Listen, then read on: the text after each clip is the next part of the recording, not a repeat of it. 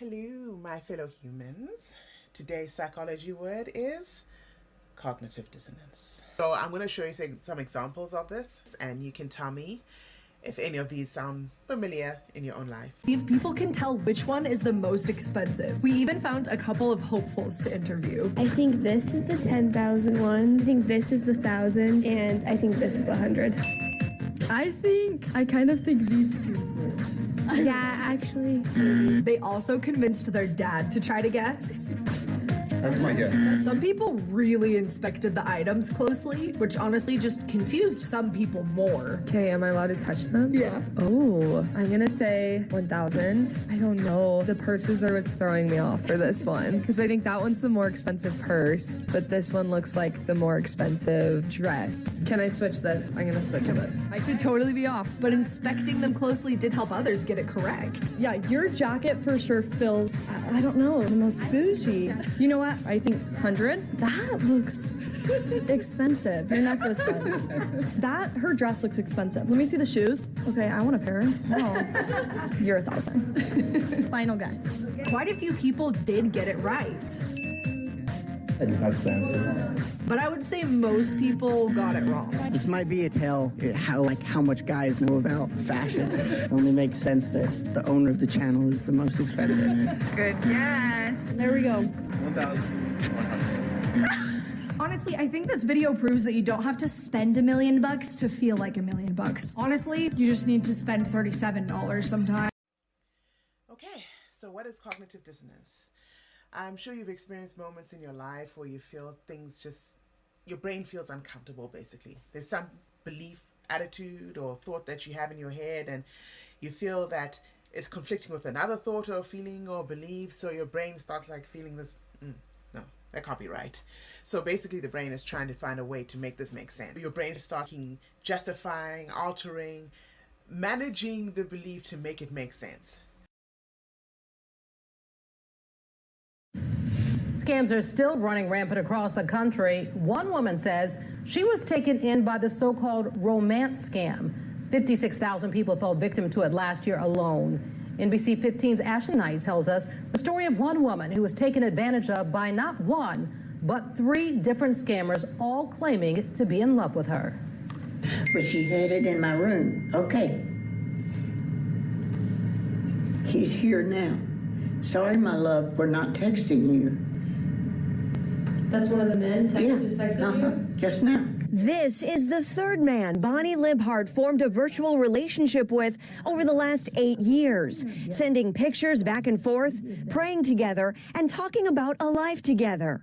I will love you till my last breath. But all 3 men lived overseas and started asking for money months into the relationship. I had the money. I had the $430,000 in my bank account, in the savings account. Then I had owned a house, $650,000. I got a reverse mortgage on it after I spent all the money in the $430,000. Then I just kept sending money. Libhart says this all started about 2 years after her husband suddenly passed away.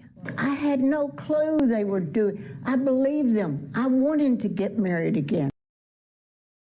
This will be an example from a different perspective on how cognitive dissonance can cause people to keep going despite all the evidence to the contrary. But this, of course, is counteracted by the vulnerability of the person, whatever they're going through in their lives, or whether they're just looking for love. They might excuse what they're hearing or seeing and justifying it. They might not notice it. But the cognitive dissonance in this instance would be that they're convincing themselves of something to the contrary of what their brain is also perceiving. And that is that this person is probably a scammer or a catfish, and they just want it to work. They just want it to work. Another example. This one's also in fashion, but I think that this one kind of clinches what I'm trying to explain here with cognitive dissonance. I actually came across this when I was I was browsing the internet for some reason. And when I came across it, I thought, yeah, this is the one. This is the one I'm going to use to explain cognitive dissonance. So, in this instance, it's a bracelet, or it's a bangle. What is it? Yeah, it's a bracelet. It's called a bracelet.